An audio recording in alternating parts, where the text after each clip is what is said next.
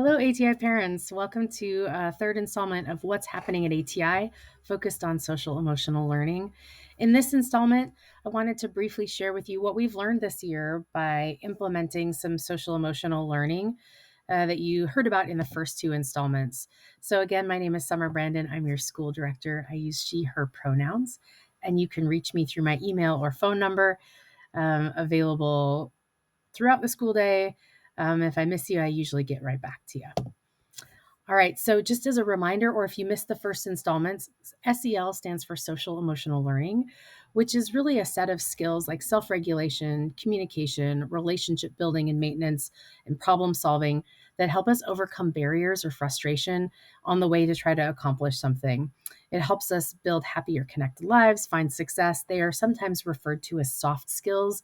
It's not the math or the writing, it's the navigating relationships with people and the ups and downs of daily life in a way that matches the situation and feels appropriate to our community. So, in this last year, we implemented what we would call tier one interventions, things that we're doing with everybody across our campus in a wide variety of places.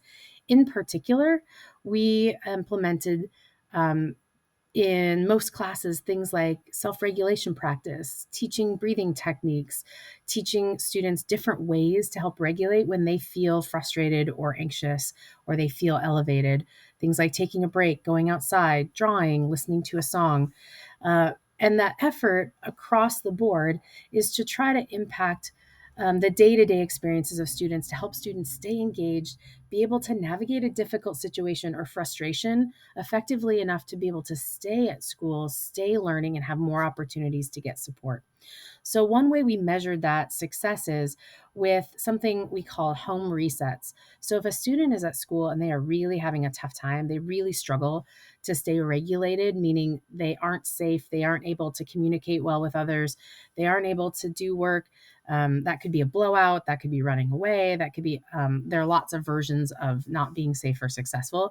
And in that situation, we're not trying to punish a student, we're trying to help support them. So, one way that a student can reset to kind of get back and regulated and stay in the game would be to do so in an alternative location. So, if they haven't been able to reset in their team leader's room or in my office or outside on the gazebo, or they've tried several times and they keep elevating, we would work with the family and the team leader and agree together that perhaps working from home that day is going to be the best chance for them to reset and calm back down. So in the last year where we were all together on campus all year long, we saw 11 students throughout the year need to take advantage of that home reset system. This year, we've seen only 2 students need that home reset option.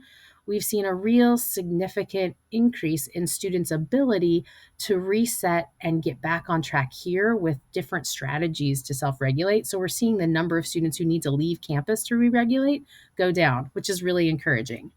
The other way we looked at this is people who are able to get themselves to school regularly are feeling safe and successful and feel a sense of belonging here. So we look at regular attendance as one indicator. It's also an indicator our state board looks at for successful engagement at school. In the 2021 school year, we had 17 students really regularly attend. That means they're with us 90% of the time or better. In the 21-22 school year, even though the percentage of students stayed about the same, we saw 34 students able to stay regulated and engaged and feel safe and belonging enough to be here over 90% of the time. So the percentage is staying roughly the same, but the sheer number of students who are able to do that is going up, which is really encouraging. So even though more students are with us long enough through the year to be part of this demographic, even though there may be more students here, they're still able to stay engaged. We also looked specifically in this year at some students in particular who maybe were feeling or experiencing extra challenges in staying regulating or communicating or having relationships or problem solving. Our staff noted about 17 students that were really struggling and maybe needed additional support. So we tracked those students, gave them extra skill coaching in one of those 4 areas. We provided maybe tools that could help them communicate, or we provided extra check-in times, or as the team that they were in might have learned lessons about how self-regulation could work or strategies for communication. So, with those extra, what we would call tier two levels of support, where there were specific interventions focused on the needs of particular students and maybe only provided to those students, we watched over time, over a series of about 4.5 months, how those students were progressing. Were those extra coaching opportunities or extra tools or extra times chances to practice, did that help them actually build some skill in these areas in an effective way? And what we found was, we set a goal. We hoped that every student that we were really providing some targeted support for would grow in at least two of the areas we were focused on: self-regulation, communication, relationships, or problem solving. And what we saw was the vast majority, 78% or so, were able to build skill in two or more areas. We had one student who was able to build skill in all four areas, and quite a few, 40%, were able to build skill in three areas, or grow within three areas. And we measured that with an observational assessment from several people, looking at that student. Were they able to rarely self regulate or communicate or maintain relationships or problem solve? Rarely means hardly ever. We've really almost never seen it. Occasionally, we see it every once in a while. Mostly, we see it, half the time, or usually. They really are most often, they are almost always able to do those skills well. And in observation over time, we saw that students were able to grow in at least, most students able to grow in at least two of those areas. What that tells us is, if we're able to really pay attention and notice, listen to our students about the needs that they have, or where maybe they are having some lagging skills, then, and if we specifically coach and teach skills and give practice in those areas, our students are absolutely able to build those skills. So if they haven't learned them yet, it's not too late. We absolutely can learn these things as young adults or adults ourselves. And in particular, what we noticed is that the more chances for practice we had, and the more coaching in the moment we had, the better it worked. So the more a student was here with us at school, the more we were able to notice moments when there was a challenge with one of these areas and could give coaching right away, so that they didn't have to remember what it felt like, the day before or 3 days before when they had a challenge. They could really reflect on it right then and be able to make some quick adjustments. That was most effective in our coaching. So when we looked at this sort of as a summary effort, was this paying off to bring this to our school this year? From a staff perspective, one staff offered that we're really seeing more calm, better relationships.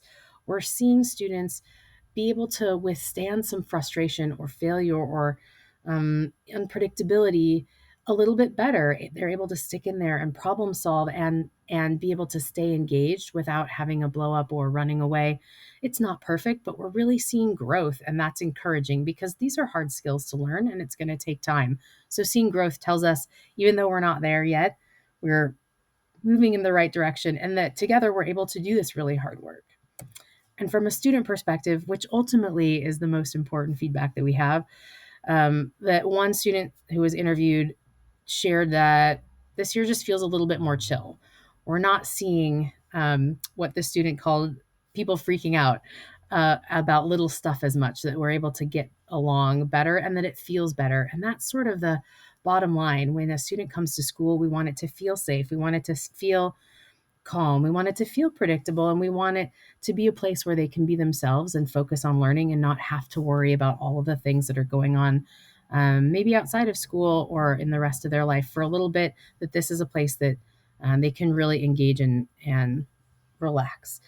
So we're happy that this has felt like this, at least to some students, and we know that we've got more work to do in future years, but wanted to share with you some of those successes and challenges that we had this year, and share with you that we hope to keep bringing this to our students in future years. We know we have more to learn and more to bring to our students and more to learn as a staff. So we're eager to do that. But thanks for joining for this portion of our presentation. And I'll look forward to sharing with you more things that are happening at ATI as we go. Have a great day.